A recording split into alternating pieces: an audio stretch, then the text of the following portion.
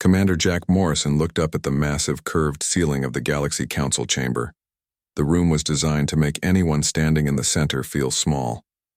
Today, it was working. Jack stood alone on the circular platform. Around him, in rising tiers, sat representatives from 17 alien species. None of them looked happy. The air felt cold against Jack's skin. He straightened his blue uniform and tried to stand tall. He was not just representing himself, but all of humanity. High Counselor Zixavan rose from the central seat. The alien's body was long and thin with 6 limbs that moved in gentle, flowing motions. Its skin shifted colors slightly as it spoke, adding emphasis to its words. "Commander Morrison of Earth, you have been called before this council to hear our judgment," Zixavan said. Its voice was translated through Jack's earpiece. "For 3 decades, we have observed humanity's expansion into space. We have watched your colonies grow and your ships venture farther from your home world." Jack remained silent. He knew what was coming. The diplomatic team had warned him before he was sent as Earth's representative. "Your species moves too quickly," continued Zixavan.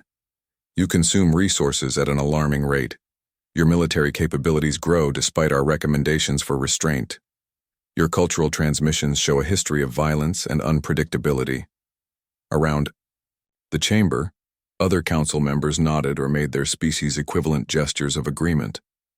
The Drell representative, a squat creature covered in what looked like bark, tapped its wooden fingers on the desk. The Mealer delegates' 5 eyes blinked in sequence, a sign of their growing impatience. Jack had prepared a speech to defend humanity, but the council had not given him permission to speak. This was not a trial. It was a sentencing. "Humanity has displayed aggression beyond acceptable parameters," Zixavan declared, raising 2 of its limbs. "Your military expansion, resource consumption, and unpredictable behavior patterns pose an unacceptable risk to galactic stability." The council chamber grew even more quiet. Jack could hear the soft hum of the air recyclers and the distant sound of water flowing through decorative channels beneath the floor. "By unanimous decision of this council, humanity is hereby exiled from all recognized galactic territories." The words hit Jack like a physical blow. Exile, the worst possible outcome. "You will remove your presence from all established trade routes, colonies and outposts within 1 standard cycle," Zixavan continued. "Breach of these boundaries will be considered an act of war against all council species." Jack finally found his voice. "The council can't do this. There are over 12 billion humans across 27 worlds.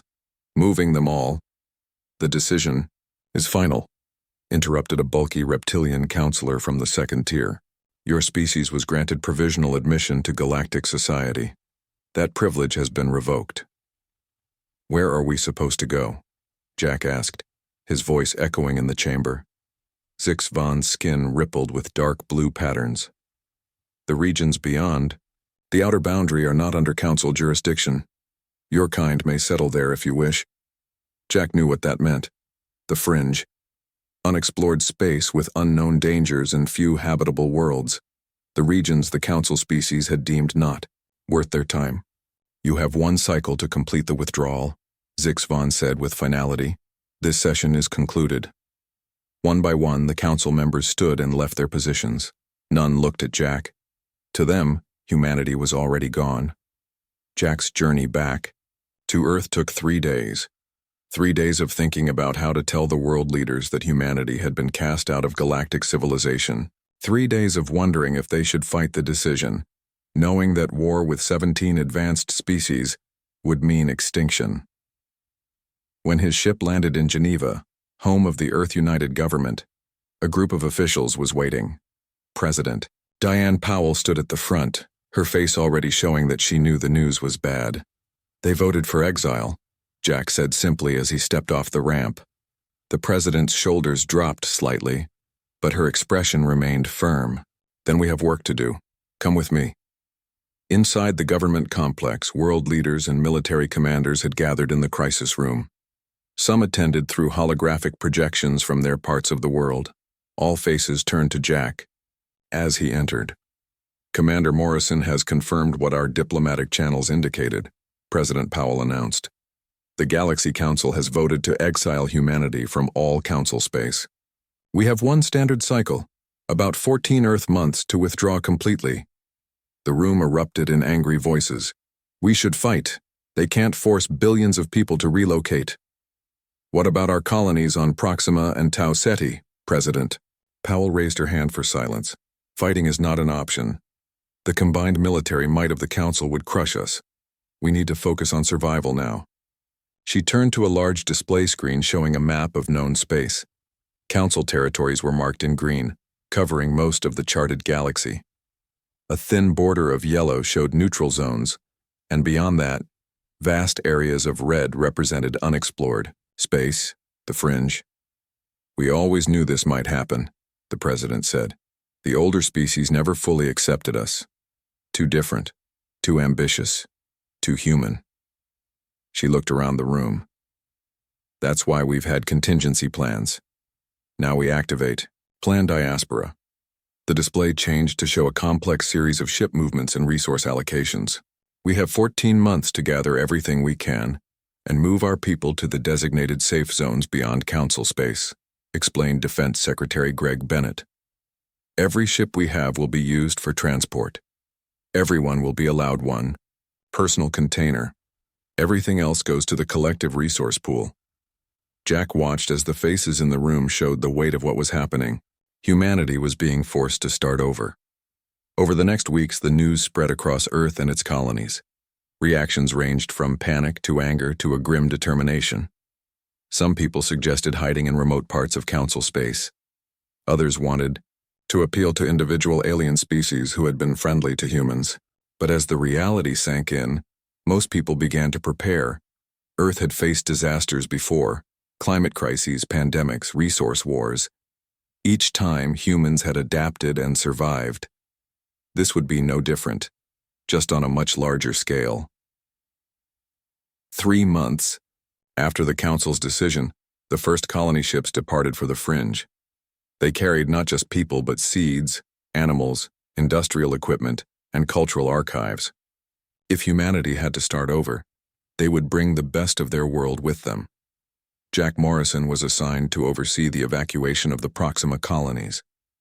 As he watched families board the massive ships, he wondered what would await them in the unknown regions of space.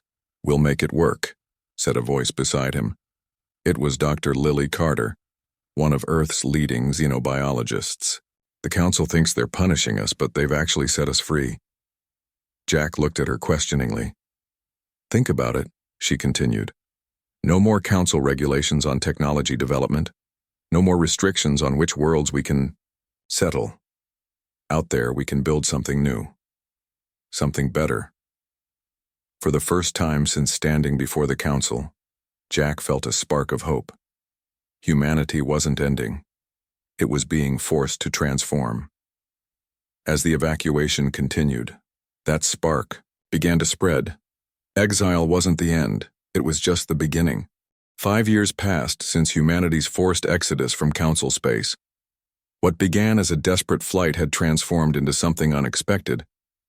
Humans were not just surviving in the fringe, they were finding opportunities the Council species had overlooked for centuries. Dr. Alan Ward stepped out of his lab on the colony world of New Horizon and looked up at the strange purple sky. The air here had a slightly sweet smell due to the native plant life. When the first ships arrived, this world had been considered barely habitable. Now it housed over 200,000 people in a growing settlement. Alan walked back inside, where his team waited. On the main display table, a hologram showed swirling energy patterns collected from a nearby nebula. "The readings are consistent," said his assistant, Lisa Chen. "These energy signatures don't match anything in our pre-exile database." Alan nodded as he studied the patterns. The nebula that New Horizon orbited produced energy flows unlike anything humans had encountered in Council space. For 3 years, Alan and his team had been studying these patterns, and now they were close to a breakthrough.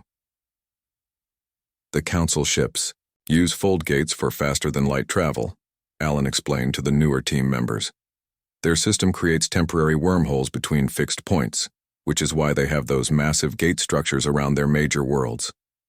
He manipulated the hologram, showing how the nebula's energy could be channeled. But this energy pattern suggests we could create a slipstream effect, a way to slide between space without fixed gates. If I'm right, our ships could go faster and farther than anything the Council has. Across the settlement in the government building, Colony Director Nancy Baker reviewed reports from the other human outposts scattered throughout the fringe. 17 colonies had been established. So far, with more being founded every year, communication between them was difficult without access to the Council's relay network, but the colonies were adapting. Her assistant, Ryan Lopez, entered with a data tablet. "Director, we just received a message from Ceres Station. Their chief engineer made a discovery." Nancy took the tablet and read the report. Engineer Susan Kelly had discovered that certain minerals found abundantly in the fringe could be combined to form alloys with remarkable properties, stronger, lighter, and more heat-resistant than standard materials. Susan had already used these new alloys to improve the mining equipment at Ceres Station. "This could change everything," Nancy said. "Send copies of this to all colony manufacturing centers." The exile had forced humanity to innovate or perish. Without access to Council trading networks or technology, humans had to find their own solutions to problems. In many ways, this had become their greatest strength. At the edge of human space, the military outpost Sentinel kept watch for any Council intrusions. Colonel Frank Wilson stood in the command center, watching as his team tracked nearby ship movements. "Unknown vessel approaching, sir," reported Lieutenant Grace Adams. "Not matching any Council signatures." Frank tensed. "Defensive positions, prepare for possible engagement." The crew moved with practiced efficiency, readying the outpost's weapons. Since the exile, they had expected the Council might send ships to ensure humans stayed within their boundaries. "Sir, they're broadcasting a message," Grace said. "Audio only." Frank nodded. "Let's hear it." A strange musical voice filled the command center. "Human vessel, this is Captain Key Tal of the Viridian ship Sunwing. We seek peaceful contact." Frank exchanged surprised looks with his officers. The Viridians were a bird-like species known for their advanced biotechnology. They weren't Council members, but were usually aligned with Council policies. After careful scanning confirmed the ship was alone and lightly armed, Frank allowed a small delegation to dock. The Viridian captain was tall with iridescent feathers and sharp, intelligent eyes. "We have watched your kind with great interest," Catal said when they met in the outpost's conference room. "Many thought you would not survive exile. Yet here you are, establishing colonies and developing new technologies." Frank stayed cautious. "What brings you to our space, Captain?" Catal made a gesture with his wing-like arms that seemed to indicate openness. "The Council does not speak for all species in the galaxy. Many of us, especially younger civilizations, have grown weary of their restrictions and rigid control of technology sharing." The Viridian captain leaned forward. "We propose a trade agreement.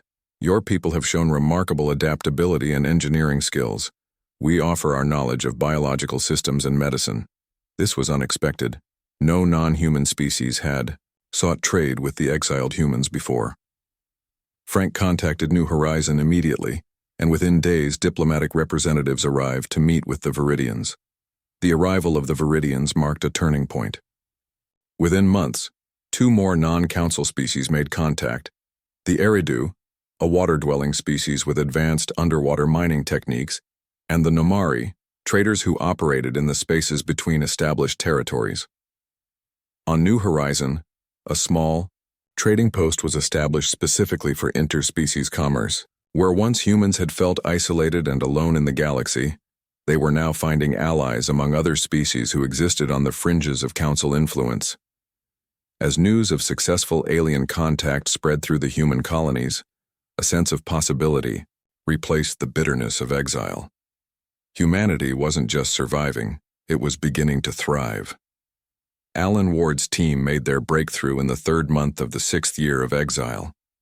Their prototype slipstream drive successfully moved a small, unmanned craft faster than any human vessel had traveled before. The test was kept secret from their new alien trading partners until more tests could be conducted, but the implications were enormous. In her office, Director Nancy Baker received the news with cautious optimism. If this works for larger ships, we'll be able to connect our colonies more efficiently than ever, maybe even explore beyond the current fringe boundaries.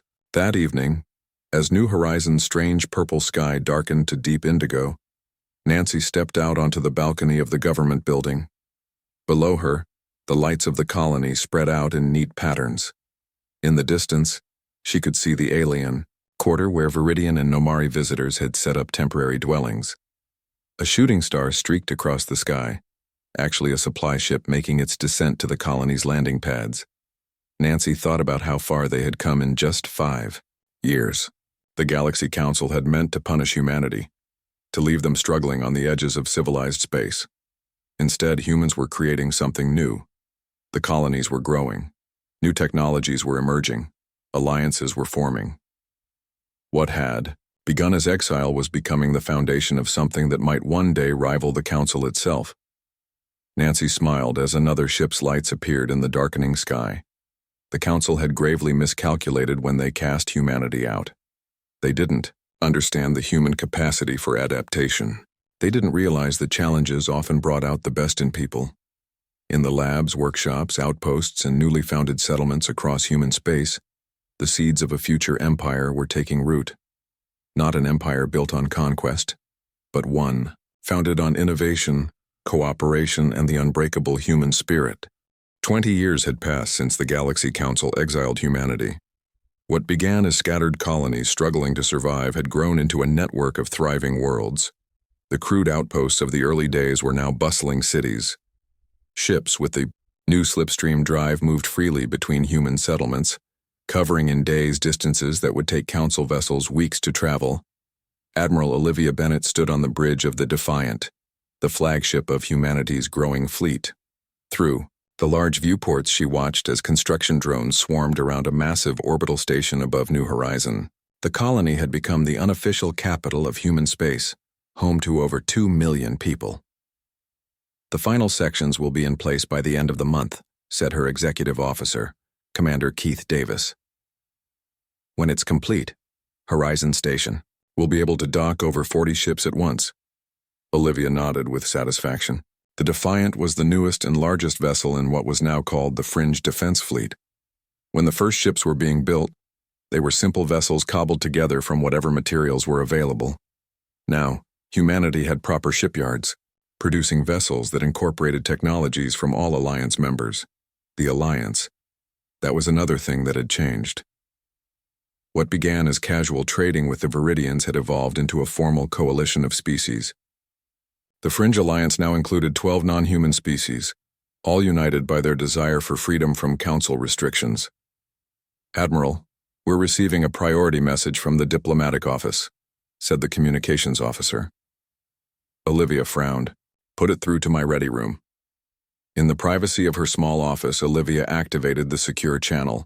The face of Ben Foster, humanity's chief diplomat, appeared on the screen. Admiral, we've detected a Council diplomatic vessel approaching the outer boundary of Alliance space, Ben said without preamble. They're requesting permission to enter our territory and meet with our leadership. This was unexpected. In 20 years, the Council had maintained a strict policy of ignoring the exiled humans and their growing alliance. Officially, the fringe territories didn't exist in Council records. What do they want? Olivia asked. Ben shrugged. They won't say. Only that they bring an important proposal from the High Council.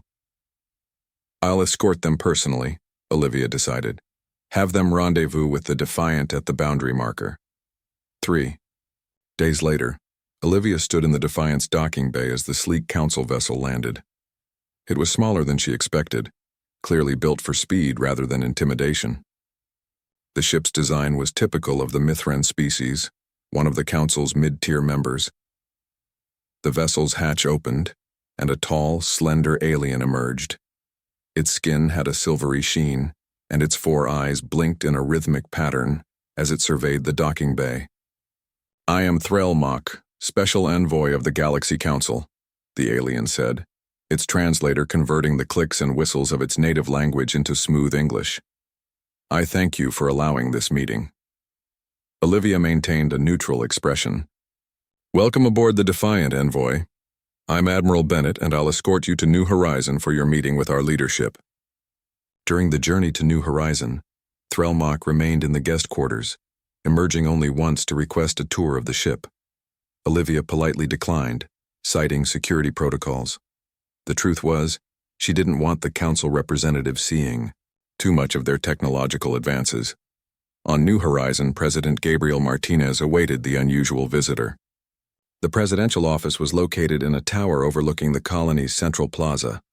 Through the windows, the sprawling city showed no sign of its humble beginnings as a struggling outpost.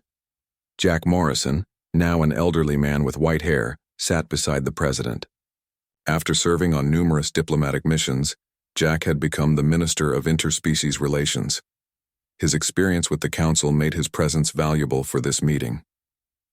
When Threlmach entered the office, its eyes focused immediately on Jack. Commander Morrison, it has been many years. Jack's expression remained impassive. I'm Minister Morrison now. And yes, it's been 20 years since your council exiled us. President Martinez gestured to the seats arranged in a circle, a format that humans had adopted from the Viridians to indicate equality in discussions. Please, Envoy, tell us why the council has broken its long silence. Threlmach settled into the specially designed chair. The galaxy has changed since the exile decree. The council has observed the growing influence of your alliance. Your technological developments have not gone unnoticed, particularly your new method of faster-than-light travel. The alien placed a small device on the table between them, which projected a holographic map of the galaxy. Council space was marked in blue, Alliance territory in green. The Council proposes a mutual agreement, Threlmach continued. Limited trade rights and a non-aggression pact. In exchange, we request access to your slipstream technology. A heavy silence filled the room. For 20 years, the Council had pretended humanity didn't exist. Now they wanted the benefits of human innovation without acknowledging their error. Jack leaned forward. They exiled us when they thought we were weak. Now they seek to benefit from our innovation without admitting their mistake. President Martinez studied the alien envoy. The technology you're asking for was developed after our exile, using resources found in territories you deemed worthless. Why should we share it? Threlmach's skin rippled, a sign of discomfort. The Council recognizes that adjustments to our relationship are necessary. This agreement would be the first step toward normalization. Normalization, Jack repeated. Not equality. Not admission that the exile was unjust. The president stood and walked to the window. Below, humans moved through the plaza alongside Viridians, Nomari, and other Alliance species. Children played near a fountain, some human, some with feathers or scales or extra limbs. 20 years ago you cast us out, Martinez said without turning. You expected us to struggle and fade away in the empty regions of space. Instead, we built this. He gestured to the view.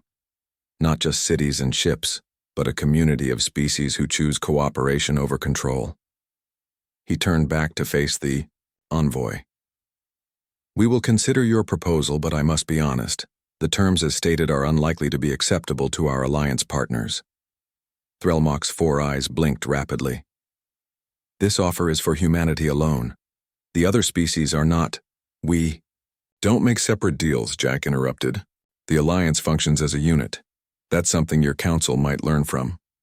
After the meeting, as the council ship departed, Jack and President Martinez stood on the observation deck of the government tower. They're afraid, Jack said, simply. The slipstream technology threatens their control of travel routes, and they've heard the rumors. The president nodded. Intelligence reports show growing unrest in council space. 3 mid-tier species have sent unofficial representatives to learn about our alliance structure. In the distance, a massive ship rose from the spaceport, its hull gleaming in the sunlight as it prepared to jump to slipstream. On its side was painted, not just the insignia of Earth, but also the emblems of all Alliance members. A visual reminder that humanity no longer stood alone. The Council believed exile would be our end, Jack said. They never expected it would be the beginning of their own decline. The President smiled slightly. And they certainly never expected that in trying to contain us. They would instead set us free to build something beyond their imagination. As the Council ship disappeared into the distance, the two men turned their attention back to the city below, the heart of a growing power that would soon force the galaxy to reconsider everything they thought they knew about the species they had once cast aside. 40 years had passed since humanity's exile. The small collection of struggling colonies had grown into the Fringe Alliance, a powerful coalition of 23 species, with humans as their unofficial leaders. New Horizon had been renamed Concordia, reflecting its role as the meeting place of many different peoples united in common purpose. Emma Reyes, the Alliance Prime Minister, stood in the Grand Assembly Hall. Unlike the tiered arrangement of the Galaxy Council chambers, the Assembly was designed as a circular space where all representatives sat at the same level. No species was placed above another. The reports from our border stations are confirmed, Emma told the gathered representatives. The Council has established a blockade around Tellarite space. A murmur ran through the Assembly. The Tellarites were one of the founding members of the Galaxy Council, a species known for their advanced medical science and generally peaceful nature. 6 months ago, after years of growing restrictions on their research, they had announced their intention to leave the Council and seek membership in the Alliance. Krelva, the Viridian representative, spread his wing-like arms in a gesture of concern. They cannot legally prevent a sovereign species from withdrawing. Legally, no, Emma agreed. But they're doing it anyway. Council warships are preventing any Tellarite vessels from leaving their home system. The situation was unprecedented. Since the formation of the Alliance, 7 minor species had left the Council to join them. But the Tellarites were different. They were one of the original Council members, and their departure would be a major blow to Council prestige. This is a direct challenge, said the Nomari representative, her voice translated from the musical tones of her native language. They mean to show that no one can leave their control without consequences. Emma nodded gravely. We have received a distress signal from the Tellarite government. They're asking for our help. After the assembly meeting, Emma met with her crisis team in a secure room beneath the government complex. Fleet Admiral Paul Donovan presented the military assessment. The Council blockade consists of 23 warships, he explained, pointing to holographic displays. Our intelligence suggests they're equipped with standard full-drive technology, not the new long-range weapons some Council worlds have been developing. Emma studied the display. How would our fleet match up against them? Paul's expression was confident. The Fringe Defense Fleet now has 42 ships with slipstream capability. Our weapons technology equals or exceeds Council standards, thanks to the combined research of Alliance species. In a direct confrontation, we would have the advantage. But Emma wasn't looking for a military solution. What about casualties, on both sides? The Admiral's face grew serious. Any large-scale engagement would result in significant losses, Prime Minister, and it could escalate quickly to include other Council worlds.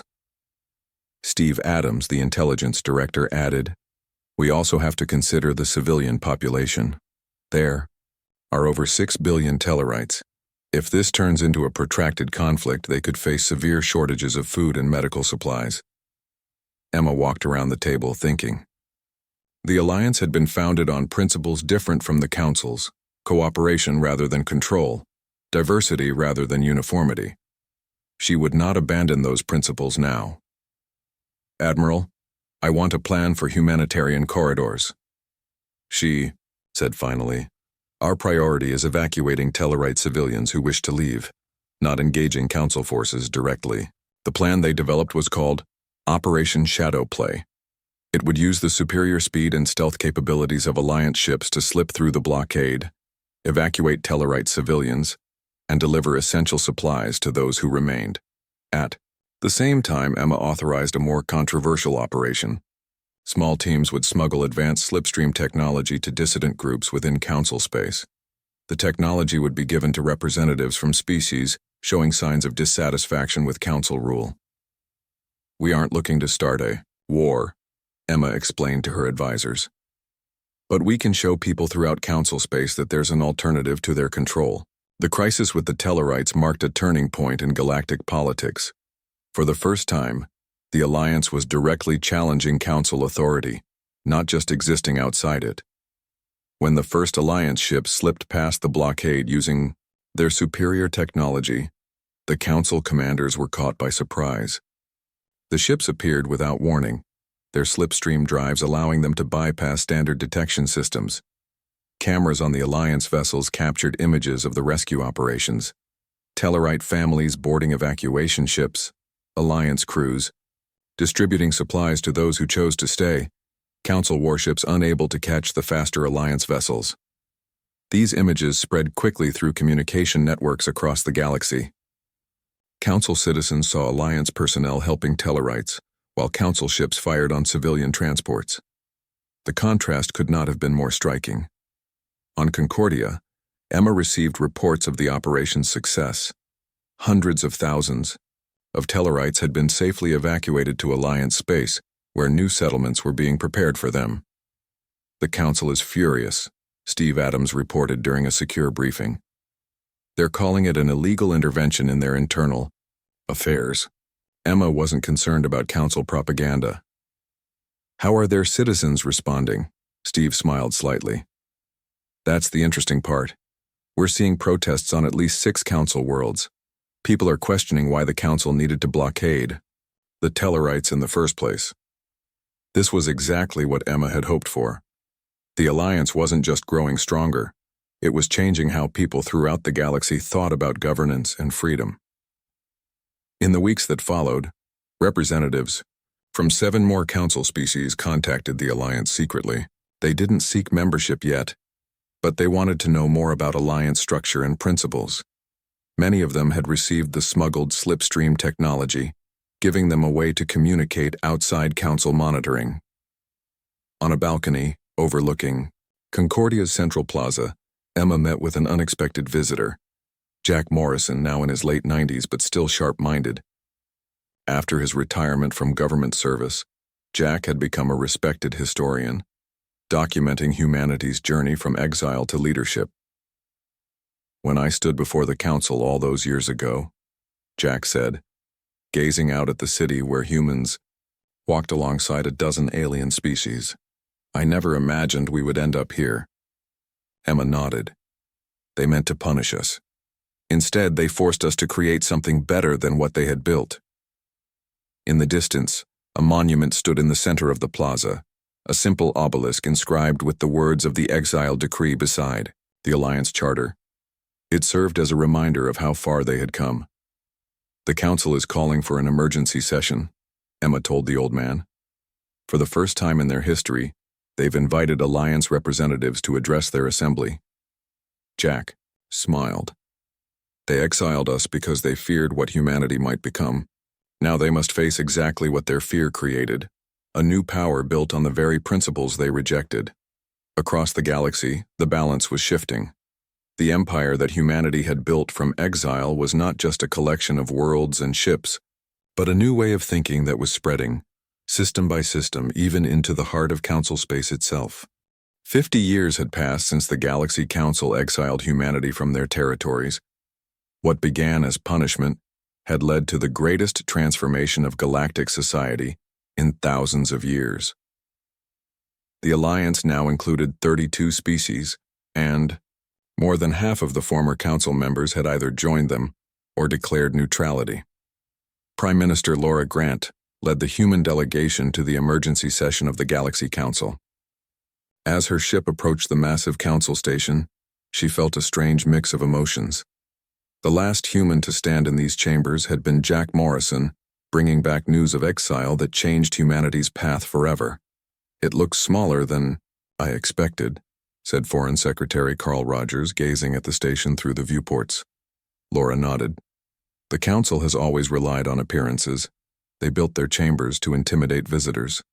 Today, we show them that we're beyond intimidation. The Alliance delegation included representatives from 12 member species: humans, Viridians, Nomari, Tellarites, and others who had found common cause in the fringe. As they docked at the station, Laura reminded them of their purpose. "We aren't here as supplicants seeking readmission to their order," she said. "We come as equals proposing a new beginning for all species." The council chambers were much as Jack Morrison had described them. A vast circular room with rising tiers where council representatives sat looking down at speakers. The room was designed to make those addressing the council feel small and powerless. But the Alliance delegation did not stand alone on the speaker's platform. They arranged themselves in a circle, facing outward toward the council members, a living demonstration of their different approach to governance. High Counselor Vrax Ur, a member of the original council species, opened the session. "Representatives of the Alliance, you have been invited to address this emergency session. The council recognizes this is an unprecedented step, but recent events have made dialogue necessary." Laura stepped forward. Though human, she spoke for all Alliance members. "For 50 years, the species you exiled, and those you ignored, have built something new beyond your borders," she began. "We did not come to ask for readmission to your order. We came to propose a transformation." Murmurs ran through the council chambers. Many members had expected humans to seek a reversal of their exile. Instead, they were proposing change to the very system that had cast them out. Laura activated a holographic display showing the structure of the Alliance. Not a hierarchy with powerful species at the top, but a network where all members contributed according to their abilities and received support according to their needs. "The rigid controls that have defined council rule for millennia are failing," Laura continued. "Species are leaving because they see that there is another way to exist in this galaxy, one based on cooperation rather than dominance, on diversity rather than conformity." She gestured to the Tellarite representative beside her. "When you blockaded Tellarite space to prevent their legitimate withdrawal, you showed the galaxy the true nature of council rule. When Alliance ships evacuated civilians while your warships fired on transports, you made our argument for us." The council chamber grew uncomfortably quiet. The truth of her words was difficult to deny.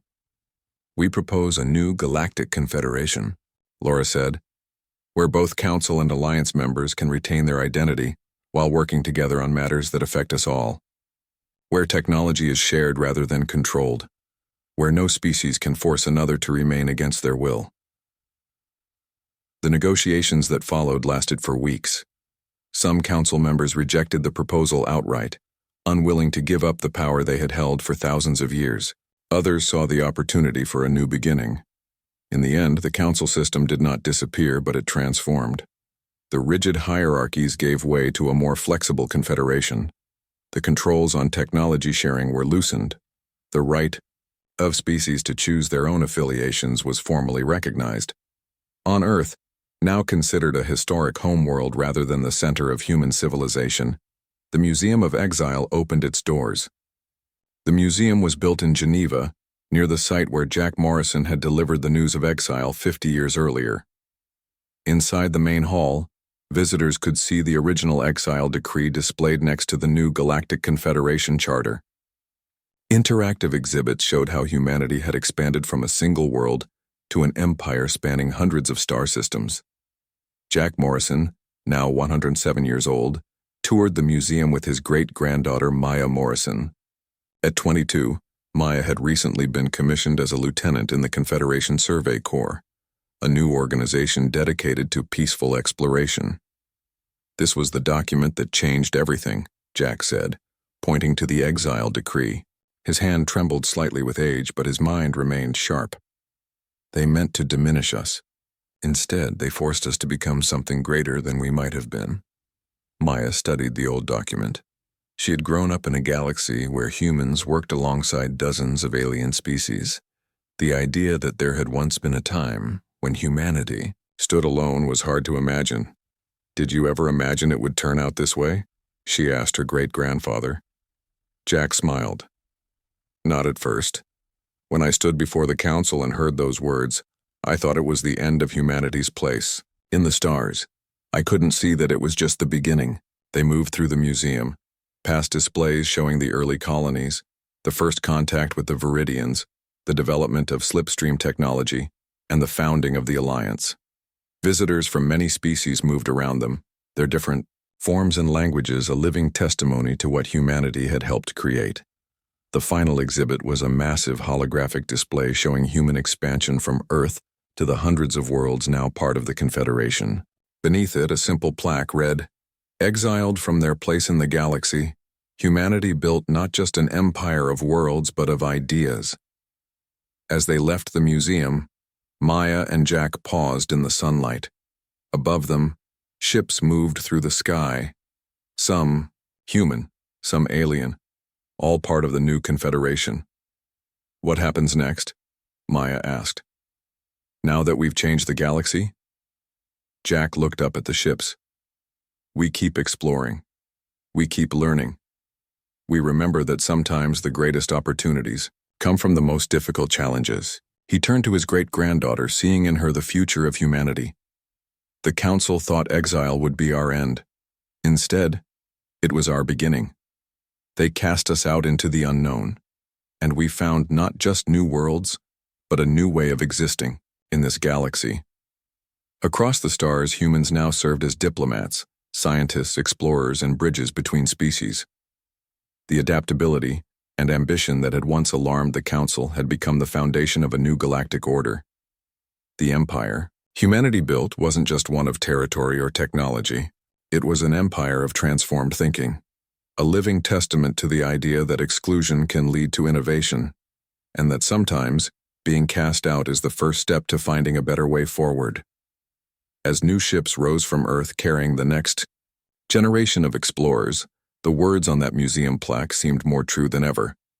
Humanity had indeed built an empire, not through conquest, but by bringing together the overlooked and underestimated to create something magnificent.